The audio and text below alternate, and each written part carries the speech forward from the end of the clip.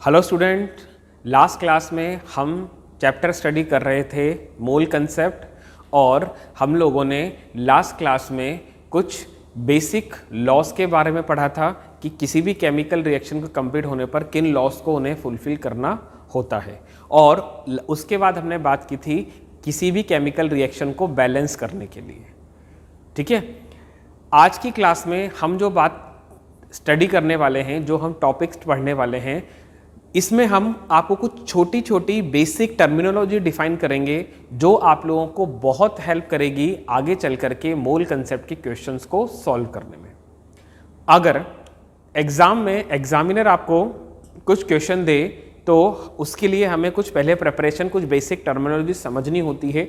वही हम आज की क्लास में करने की कोशिश कर रहे हैं। कौन कौन सी टर्मिनोलॉजी हैं जो हमारे काम आएगी, चलिए देखते हैं। हमारा चैप्टर है मोल कंसेप्ट और फर्स्ट बेसिक टर्मिनोलॉजी जो हम पढ़ रहे हैं वो है मॉलिक्यूलैरिटी। या तो आप उसे मॉलिक्यूलैरिटी कह सकते हो या आप उसे एटॉमिसिटी भी कह सकते हो।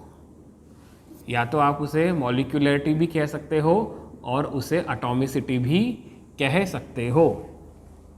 क्या होता है मॉलिक्यूलैरिटी और एटॉमिसिटी? स्टूडेंट्स, अगर आप लोगों को ध्यान हो, किसी भी मैटर का जो इंडिविजुअल पार्टिकल फ्रीली एग्जिस्ट कर सकता है वो है मॉलिक्यूल। ओके, अगर मैं आपसे मॉलिक्यूल की बात करता हूं, ये एक ऐसा पार्टिकल है जो मैटर का फ्रीली एग्जिस्ट कर सकता है। अब ये मॉलिक्यूल जो है वो सेम टाइप ऑफ एटम का भी हो सकता है और ये मॉलिक्यूल जो है वो 2 और मोर टाइप ऑफ एटम भी हो सकता है। अब एग्जाम्पल के थ्रू समझे, सेम टाइप ऑफ एटम के मॉलिक्यूल कौन कौन से हैं। जैसे कि हम बात कर रहे हैं हाइड्रोजन के बारे में, क्लोरीन के बारे में, ओजोन के बारे में, या हम बात कर रहे हैं ऑक्सीजन के बारे में, नाइट्रोजन के बारे में, एक्सेट्रा। ये एक मॉलिक्यूल है हाइड्रोजन का जिसमें 2 हाइड्रोजन के एटम हैं। ये मॉलिक्यूल है क्लोरीन का जिसके अंदर 2 क्लोरीन के एटम अवेलेबल हैं। ये मॉलिक्यूल है ओजोन का जिसके अंदर 3 ऑक्सीजन के एटम अवेलेबल हैं एंड सो ऑन। बट एक मॉलिक्यूल में जितने भी एटम हैं वो सेम टाइप के हैं, तो हम इन्हें कह देते हैं मॉलिक्यूल ऑफ एलिमेंट। हम इन्हें क्या कह देते हैं? Molecule of element. अब देखिए, 2 और मोर टाइप ऑफ एटम मॉलिक्यूल में कैसे हो सकते हैं। जैसे कि हम बात कर रहे हैं, एग्जाम्पल हमने ले लिया H2O। ये एक मॉलिक्यूल है जिसके अंदर कितने टाइप के एटम अवेलेबल है? 2 तरह के। एक टाइप हाइड्रोजन का है और एक टाइप ऑक्सीजन का है। दूसरा एग्जाम्पल जैसे हमने ले लिया H2SO4 सल्फ्यूरिक एसिड।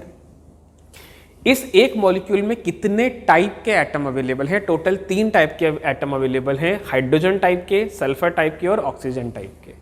जैसे कि हम बात कर रहे हैं HNO3 के बारे में। यहाँ पर कितने टाइप के एटम अवेलेबल हैं इस एक मॉलिक्यूल में? 3 टाइप के, नाइट्रोजन, हाइड्रोजन और oxygen. Is this clear?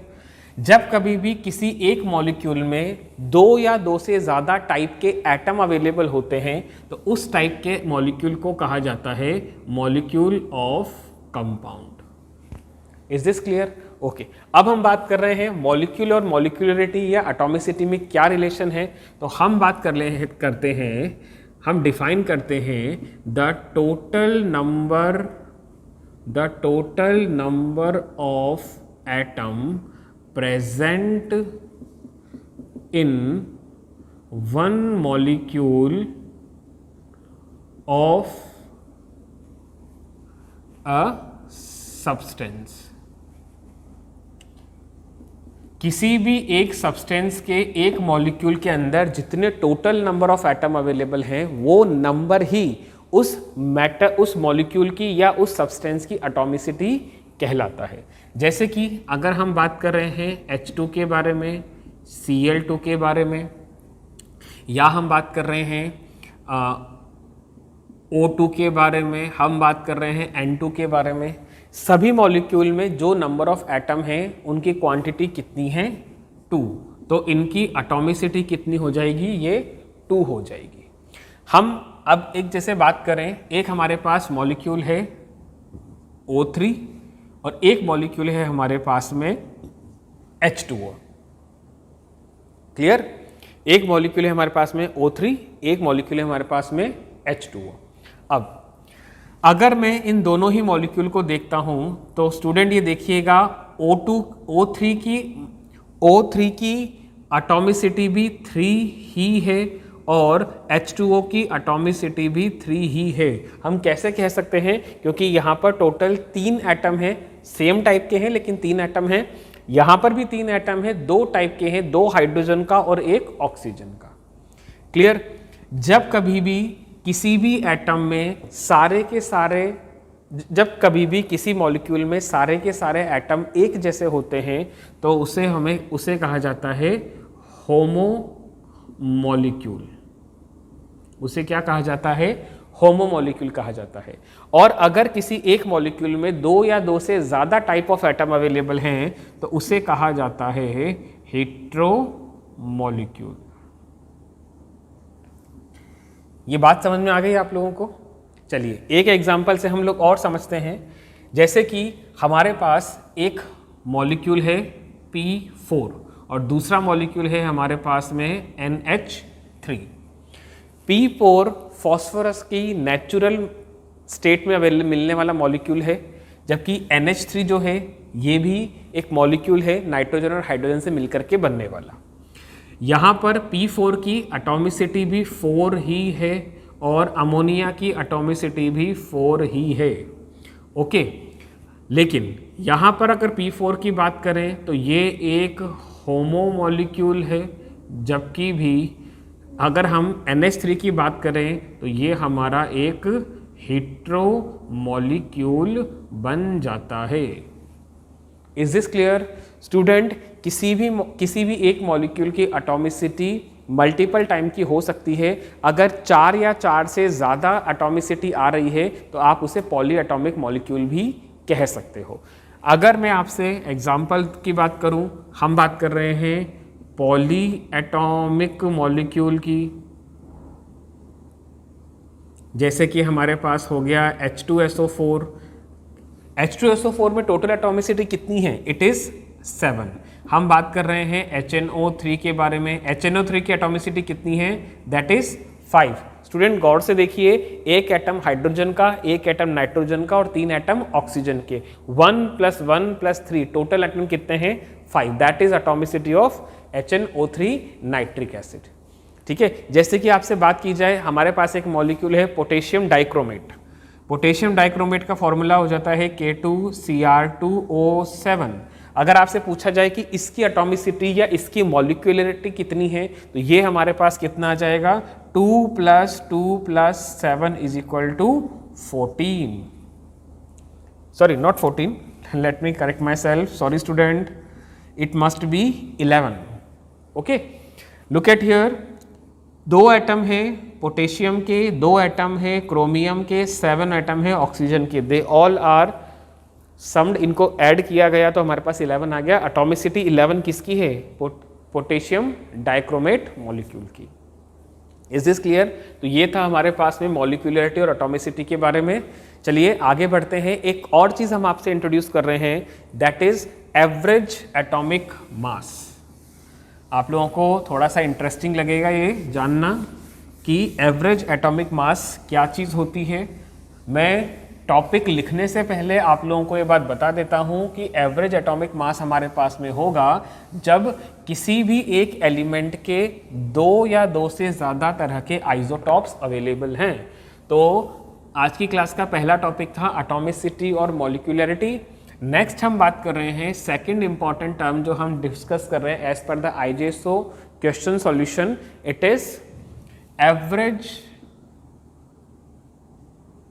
Atomic mass. It is average atomic mass. And क्यों कोई एलिमेंट एवरेज एटॉमिक मास रखता है? Due to presence of significant percentage of their isotope। अगर किसी एक एलिमेंट के जो आइसोटॉप अवेलेबल है उनका परसेंटेज बहुत सिग्निफिकेंट है, मतलब वो ज़्यादा क्वांटिटी में है या कैलकुलेटेड क्वांटिटी में है, तो हमारे लिए उसके जो एटॉमिक मास होगा वो एवरेज एटॉमिक मास ही निकल करके आता है। कैसे करते हैं, चलो इसको हम लोग देखते हैं। Let an element X have isotopes x1, x2, x3, x4 up to xn in percentage abundance in nature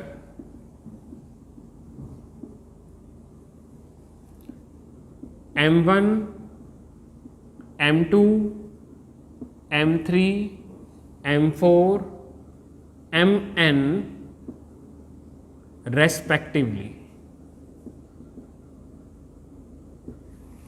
हम क्या अज्यूम कर रहे हैं, कोई एलिमेंट X है जिसका X1 आइसोटॉप है, उसका नेचर में परसेंटेज अवेलेबल है M1, कोई उसी एलिमेंट X का दूसरा आइसोटॉप है X2, नेचर में उसका परसेंटेज अबंडेंस अवेलेबल है M2, एलिमेंट X का थर्ड आइसोटॉप है X3 जिसका नेचर में परसेंटेज अबंडेंस है M3 एंड सो ऑन। हम ये एज्यूम कर रहे हैं कि एलिमेंट X के n आइसोटॉप्स हैं और सबका परसेंटेज जो है वो अलग अलग है नेचर में। Then average atomic mass of X का एवरेज एटॉमिक मास कितना हो जाएगा, अगर हम फॉर्मूले की हेल्प से इसे लिखें, it will be x1 multiply m1 plus x2 multiply m2 plus x3 multiply m3 plus x4 multiply m4 up to xn multiply mn। इसको हम डिवाइड कर देंगे कि टोटल हमारे पास में जो आइसोटॉप्स हैं उनका मास कितना है। ये जो x1, x2, x3 है ये आइसोटॉप्स के एटॉमिक मासेस हैं। ओके, तो it will be x1 plus x2 plus x3 plus x4 up to xn। अगर ये हम फॉर्मूला अप्लाई करेंगे तो हमारे पास में एलिमेंट X का एवरेज एटॉमिक मास आ जाएगा। क्लियर है ये बात? ओके, क्या एप्लीकेशन है इसकी, क्या हम इसे एक एग्जाम्पल के थ्रू समझ लें?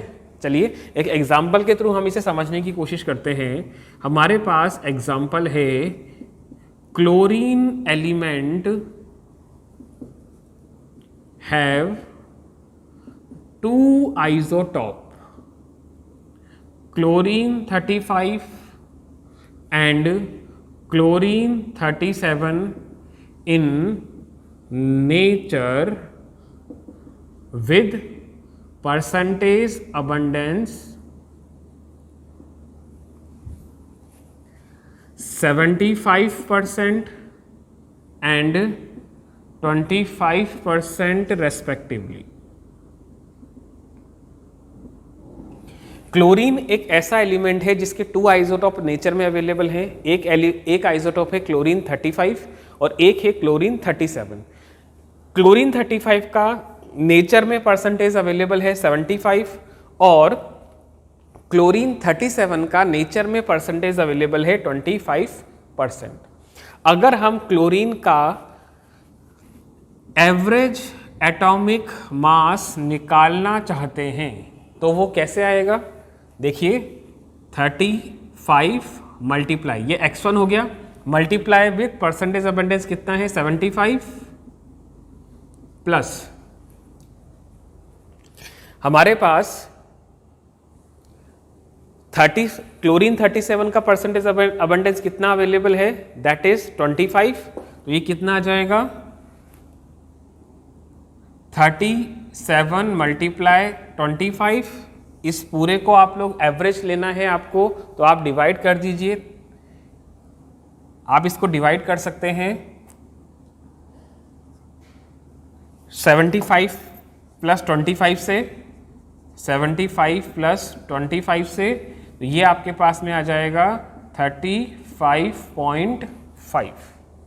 Is this clear student? यहाँ मैं एक चीज़ करेक्ट करता हूँ, यहाँ पर x1 नहीं आएगा, यहाँ पर m1 आएगा। परसेंटेज अबंडेंस ही हम यहाँ पर ऐड कर रहे हैं, इसको करेक्ट कर लीजिएगा। Let me correct my self. जब एवरेज एटॉमिक मास निकल रहे तो परसेंटेज अबंडेंस जो आता है हम उसी से उसको डिवाइड कर देते हैं। तो दिस इज हम average atomic mass of chlorine about 35.5। Clear? क्या इसकी कोई यूनिट होगी? देखो अगर एवरेज है तो इसकी ये भी यूनिट हमारी यूनिफाइड मास ही आने वाली है। Clear? This is average atomic मास। ठीक है, चलिए नेक्स्ट हम लोग एक इंपॉर्टेंट टर्मिनोलॉजी और यहां पर डिस्कस कर रहे हैं, दैट इज जो आपको क्वेश्चन को सॉल्व करने में हेल्प करने वाली है। ये हमारे पास में है परसेंटेज कंपोजिशन। ये हमारे थर्ड जो टर्मिनोलॉजी हम यहां पर यूज करने वाले हैं, दैट इज परसेंटेज कंपोजिशन। कई बार एग्जामिनर क्या करता है, आपसे ये पूछ लेगा कि किसी एक पर्टिकुलर कंपाउंड में किसी एलिमेंट का परसेंटेज कितना है। किसी एक कंपाउंड में पर्टिकुलर एलिमेंट का परसेंटेज कितना अवेलेबल है, और यही हम कैलकुलेट करते हैं परसेंटेज कंपोजिशन की फॉर्म में। इसका हमारे पास फॉर्मूला क्या निकल करके आता है, चलिए उसके ऊपर हम बात करते हैं। तो ये इसका फॉर्मूला हमारे पास होगा percentage of an element in a compound is equal to gram atomic mass of element divide by molar mass of compound into 100। Mole compound के अंदर एलिमेंट का कितना ग्राम एटॉमिक मास अवेलेबल है, कितना मास of element, it must B mass of element in compound divide by molar mass of compound into 100। Question की help से इसको हम सॉल्व करने की कोशिश करते हैं। क्वेश्चन ये है कि क्वेश्चन हम ले रहे हैं what is the percentage composition of carbon in CaCO3। हमसे सवाल ये पूछा गया है कि कैल्शियम कार्बोनेट के अंदर कार्बन एलिमेंट का परसेंटेज कंपोजिशन कितना है। ओके, तो स्टूडेंट क्या आप लोग मुझे मोलर मास बता सकते हो कैल्शियम कार्बोनेट का? कैल्शियम कार्बोनेट का मोलर मास आ जाएगा, कैल्शियम का एक ग्राम एटॉमिक मास होता है 40, कार्बन का ग्राम एटॉमिक मास होता है 12, और 3 ऑक्सीजन है, एक ऑक्सीजन का ग्राम एटॉमिक मास हो जाएगा 16।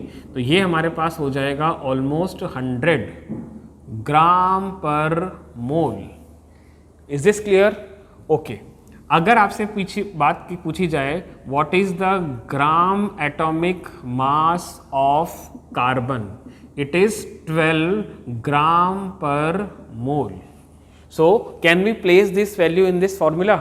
यस। सो अगर आपसे पूछा जाए percentage of carbon in CaCO3, ये आ जाएगा 12 divide by 100 into 100 is equal to 12%। Carbon का कितना परसेंटेज कंपोजिशन अवेलेबल है CaCO3 में? It is 12%। क्लियर? अच्छा, इसी सवाल को हम थोड़ा सा और मॉडिफाई कर देते हैं। अगर आपसे बात पूछी जाए what is the percentage of oxygen in CaCO3, ये हो जाएगा हमारे पास में ऑक्सीजन का वेट कितना है एक मॉलिक्यूल के अंदर 48 ग्राम, 48 ग्राम पर मोल। टोटल मॉलिक्यूल का मास कितना है ग्राम मोलर मास 100 ग्राम पर मोल। अगर परसेंटेज के फॉर्म में बात करें मल्टीपल ऑफ 100 कर देंगे, ये आ जाएगा 48%। ओके, या इसी सवाल में अगर आपसे पूछ लिया जाए what is the percentage of calcium in CaCO3, calcium carbonate के अंदर कितना परसेंटेज अवेलेबल है कैल्शियम का, तो आप देख सकते हो कैल्शियम का ग्राम एटॉमिक मास है 40, तो ये कितना आ जाएगा 40 डिवाइड बाय 100 इंटू 100, तो ये कितना आ जाएगा 40% हमारा आंसर हो जाएगा। क्लियर स्टूडेंट, कई बार एग्जामिनर इस तरह के क्वेश्चन भी पूछता है तो हमें इनके बारे में भी जानकारी होनी चाहिए। Is this clear? Is this clear? Okay, तो इसी तरह के क्वेश्चन, कुछ बेसिक क्वेश्चन आप लोगों से पूछे जाते हैं। परसेंटेज कंपोजिशन भी हम लोगों ने पढ़ लिया। क्या हम किसी एक और क्वेश्चन की हेल्प से परसेंटेज कंपोजिशन को समझने की कोशिश करें? एक और एग्जांपल हम लोग ले लेते हैं। जैसे कि अगर आप लोगों से पूछा जाए कि what is the percentage composition of sodium in sodium hydroxide.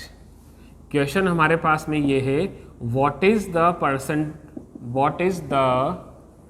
Percentage composition of Na in sodium hydroxide.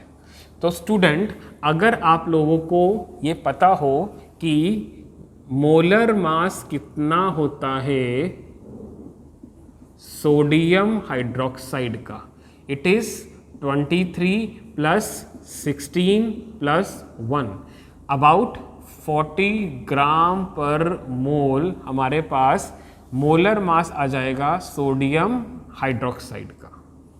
Clear?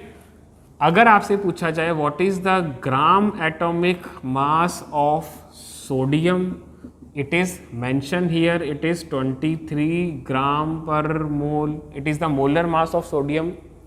Okay, so अगर परसेंटेज आपसे पूछा जा रहा है सोडियम का सोडियम हाइड्रोक्साइड में, तो हम क्या करेंगे 23 divide by 40 into 100, 23 divide by 40 into 100, जो भी आपका कैलकुलेशन आएगा that will be percentage of sodium in the sodium hydroxide. हम कैसे कर सकते हैं? It must B 23 into 2.5। Okay, कुछ फ्रैक्शन में आएगा but it is the percentage of sodium in that molecule. Is this clear? बहुत ज़्यादा परसेंटेज है। चलिए, आई एम एक्सपेक्टिंग कि आप लोगों को परसेंटेज कंपोजिशन निकालना आ गया है कि कैसे एक मॉलिक्यूल के अंदर एलिमेंट का पर्टिकुलर कंपोजिशन निकाला जाता है। और नेक्स्ट जो हम लोग टॉपिक डिस्कस कर रहे हैं आज की क्लास में, वो है हमारे पास में 4th टॉपिक आज की क्लास का, that is vapour density. That is vapour density. Student, vapour density तक आने से पहले हम बात कर रहे हैं व्हाट इज डेंसिटी। अगर आपसे पूछा जाए सिंपल सा एक सवाल कि डेंसिटी क्या होती है, क्या आप ये बात बता सकते हो डेंसिटी क्या होती है? It is mass occupied in unit volume.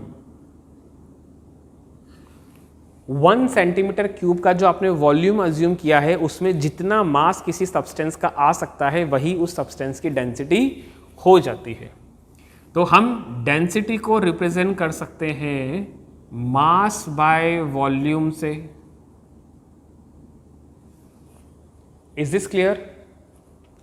अगर डेंसिटी को हम एक्सप्लेन कर रहे हैं मास बाय वॉल्यूम से, तो मास की वैल्यू, मास की यूनिट क्या होती है? आइदर ग्राम और किलोग्राम। वॉल्यूम की यूनिट क्या हो जाएगी, सेंटीमीटर क्यूब।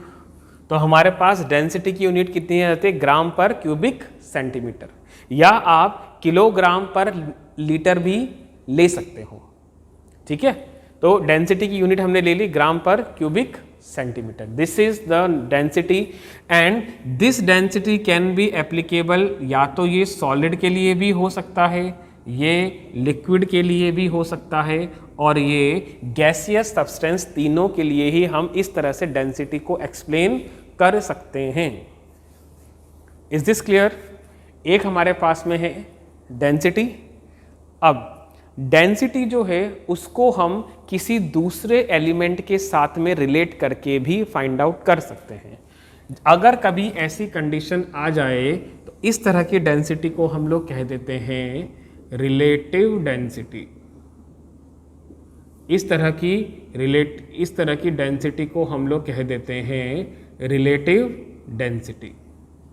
अगर आप किसी भी सब्सटेंस की डेंसिटी को दूसरे सब्सटेंस की डेंसिटी से रिलेट करके ऑब्जर्व कर रहे हो, अगर ये रिलेटिव है तो इसकी कोई भी यूनिट नहीं होगी। तो स्टूडेंट ध्यान रखिएगा, relative density is always unitless, इसकी कोई यूनिट नहीं होगी, जबकि डेंसिटी की यूनिट हो जाती है ग्राम पर क्यूबिक सेंटीमीटर और किलोग्राम पर ml और किलोग्राम पर ml, ये भी आपकी हो सकती है, सॉरी किलोग्राम पर लीटर, नॉट ml, लीटर, क्योंकि लीटर वॉल्यूम की यूनिट है, किलोग्राम मास की यूनिट है। Is this clear?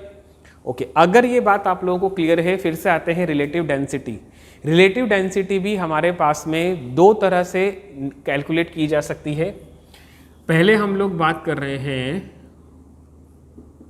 With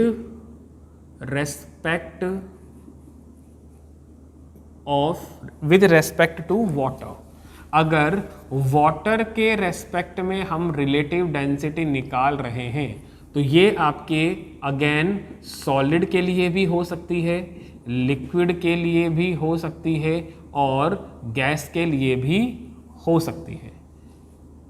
clear? What is relative density? अगर रिलेटिव डेंसिटी वाटर के रेस्पेक्ट में काउंट की जाती है तो उसे कहा जाता है स्पेसिफिक ग्रेविटी। स्टूडेंट ध्यान रखिएगा, अगर हम रिलेटिव डेंसिटी को वाटर के रेस्पेक्ट में निकाल रहे हैं, जो कि सॉलिड, लिक्विड और गैस तीनों के लिए एप्लीकेबल है, तो इस डेंसिटी को कहा जाता है specific gravity.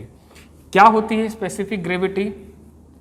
It is equal to mass of substance,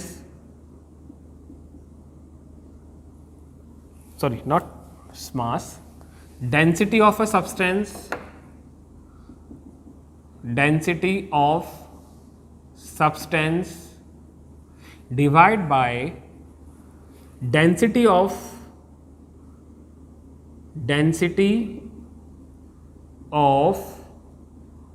water at 4 degree Celsius. 4 degree Celsius पर वाटर की जो डेंसिटी होती है, उस डेंसिटी से अगर हम रिलेशन बनाते हैं किसी भी सब्सटेंस की डेंसिटी का, तो वो रिलेशन जो आएगा उसे ही स्पेसिफिक ग्रेविटी कहा जाता है। Is this clear? Specific gravity क्या हो गई? डेंसिटी ऑफ ए सब्सटेंस जिसकी यूनिट होगी ग्राम पर क्यूबिक सेंटीमीटर, और density of water at 4 degree Celsius, इसकी यूनिट भी होगी ग्राम पर क्यूबिक सेंटीमीटर। तो specific gravity of a substance is always unitless. What is specific gravity? It is a relative density with respect to water. Is this clear? अगर आप लोगों को ये बात समझ में आ गई है तो स्टूडेंट मैं आप लोगों को बात ये बता देता हूं कि 4 डिग्री सेल्सियस पर वाटर की डेंसिटी होती है 1 ग्राम पर cubic centimetre. Okay, 4 degree Celsius पर वाटर की डेंसिटी होती है 1 ग्राम पर क्यूबिक सेंटीमीटर। ओके, तो specific gravity density of a substance है, बट उसकी न्यूमेरिक वैल्यू वो यूनिटलेस है। बात समझ में आ गई आप लोगों को? चलिए नेक्स्ट हमारे पास में है जो second type of relative density हम लोग पढ़ रहे हैं, ये है with respect to hydrogen, with respect to hydrogen, but it is always applicable for gaseous substance only. With respect to water जो relative density थी वो solid, liquid और gas तीनों के लिए applicable है. With respect to hydrogen जो relative density हम calculate कर रहे हैं, it is only applicable for gases. What is, अगर देखो water के respect में relative density को हमने कहा था specific gravity, हाइड्रोजन के रेस्पेक्ट में रिलेटिव डेंसिटी को हम नाम दे रहे हैं वेपर डेंसिटी, हम नाम दे रहे हैं वेपर डेंसिटी. क्या हो जाएगा वेपर डेंसिटी? वेपर डेंसिटी हमारे पास में है डेंसिटी ऑफ अ गैस, किसी भी गैस की डेंसिटी को अगर हम रिलेट कर रहे हैं डेंसिटी ऑफ हाइड्रोजन. बट ध्यान रखिएगा दोनों ही गैसेस का और दोनों का मतलब गैस का और हाइड्रोजन दोनों ही गैसेस का जो प्रेशर है वो सेम रहना चाहिए. इसमें नोट बना के लिखिएगा, प्रेशर मस्ट रिमेन कांस्टेंट और सेम. ये बात समझ में आ गई आप लोगों को? चलिए, अगर आप लोगों को ये बात समझ में आ गई है कि हाइड्रोजन के रेस्पेक्ट में हम लोग किसी भी सब्सटेंस की डेंसिटी को कंपेयर करते हैं तो उसे हम वेपर डेंसिटी कह देते हैं. प्रेशर जो है वो हमारा सेम रहना चाहिए, गैस का भी और हाइड्रोजन का भी. क्यों सेम रहना चाहिए? क्योंकि अब हम यहाँ पर इंट्रोड्यूस करने वाले हैं वॉल्यूम को. स्टूडेंट, अभी हमने लिखा था कि डेंसिटी जो होती है is equal to mass by volume, यही हमने लिखा था. चलिए, तो हम बात कर रहे हैं अगेन वेपर डेंसिटी के बारे में. वेपर डेंसिटी हमारा हो जाएगा मास of gas divide by volume of gas, and हम यहाँ पर डिवाइड कर रहे हैं मास of hydrogen divide by volume of hydrogen से. यही होगा density of hydrogen and density of gas. Student, अगर प्रेशर कांस्टेंट है, अगर प्रेशर कांस्टेंट है और सेम है तो वॉल्यूम ऑफ गैस और वॉल्यूम ऑफ हाइड्रोजन की वैल्यू सेम ही होगी. अगर ये वैल्यू सेम होगी तो हमारे पास ये एक्सप्रेशन बन जाएगा molar mass of a gas divide by molar mass of hydrogen. Is this clear? अगर ये रिलेशन आपको क्लियर हो गया है तो हम ये बात जानते हैं कि किसी भी गैस का मोलर मास मोल पर लीटर में ही एक्सप्लेन किया जाता है, जबकि भी हाइड्रोजन का मोलर मास कितना हो जाएगा? 2. हाइड्रोजन का मोलर मास कितना होता है? 2. एक हाइड्रोजन के एटम का 1 ग्राम एटॉमिक मास, मोलर मास कितना हो जाएगा? 2. तो हम ये बात कर रहे हैं हाइड्रोजन के रेस्पेक्ट में वेपर डेंसिटी जो है वो किसी भी गैस के मोलर मास का जस्ट हाफ होती है. हम इसको ऐसे भी लिख सकते हैं, molar mass of a gas is equal to twice of vapour density. बात समझ में आ गई आप लोगों को? चलिए स्टूडेंट, क्या हम इस टॉपिक को एक एग्जाम्पल की हेल्प से समझ सकते हैं? एग्जाम्पल से आप लोगों को अगर मैं समझाने की कोशिश करूं तो आप लोगों से पूछा गया है व्हाट इज द, एक क्वेश्चन ये है, what is the vapour density of SO2 with respect to hydrogen. What is the vapor density of SO2 with respect to hydrogen? Hydrogen के रेस्पेक्ट में, सॉरी नॉट SO4, ये गलती से लिख दिया है मैंने, SO2 में लिख देता हूं यहां पर. ठीक है, what is the vapour density of SO2 with respect to hydrogen. तो अभी अभी हम लोगों ने देखा वेपर डेंसिटी होती है मॉलिक्यूलर मास डिवाइड बाय 2. चलिए फिर से हम लिख लेते हैं, vapour density is equal to molar mass of the gas. SO2 का मोलर मास कितना हो जाएगा हमारे पास में? 44, not 44, it must B 64. SO2 का मोलर मास हो जाएगा हमारे पास में 64. Molar mass of gas divide by molar mass of hydrogen it must be 2, तो हमारे पास में vapour density of SO2 with respect to hydrogen कितनी आ जाएगी, it is 32. It is a unitless quantity. Clear? Okay. लेकिन क्या ये जरूरी है कि हम वेपर डेंसिटी हमेशा हाइड्रोजन के रेस्पेक्ट में निकालें? स्टूडेंट, कई बार एग्जामिनर ट्रिकी क्वेश्चन बनाने के लिए किसी अदर गैस के रेस्पेक्ट में भी वेपर डेंसिटी पूछ लेता है. तो इसी क्वेश्चन को अगर हम मॉडिफाई कर देते हैं, what is the vapour density of SO2 with respect to methane. Methane के रेस्पेक्ट में वेपर डेंसिटी सल्फर डाइऑक्साइड की कितनी है? तो देखो, अगर हम बात कर रहे हैं वेपर डेंसिटी की, molar mass of gas divide by molar mass of methane, यही होगा. Molar mass of gas SO2 का कितना है हमारे पास में, हमने अभी कैलकुलेट किया, दैट इज 64. अगर आपसे पूछा जाए, मेथेन का फॉर्मूला मैंने मेंशन कर दिया, CH4. मोलर मास कितना है, कार्बन का 12, एक हाइड्रोजन का 1 है, 4 हाइड्रोजन का 4 हो जाएगा, तो 12 + 4 16. तो 64 divide by 16 is equal to 4.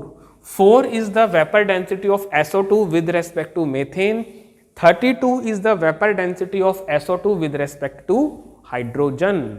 Student, जितनी भी बेसिक टर्मिनोलॉजी आज की क्लास में हम लोगों ने पढ़ी है, मॉलिक्यूलैरिटी और atomicity, average atomic mass, percentage composition and vapour density, ये हमें मोल कंसेप्ट चैप्टर के कुछ क्वेश्चन को, प्रॉब्लम को सॉल्व करने में बहुत हेल्प करने वाली है.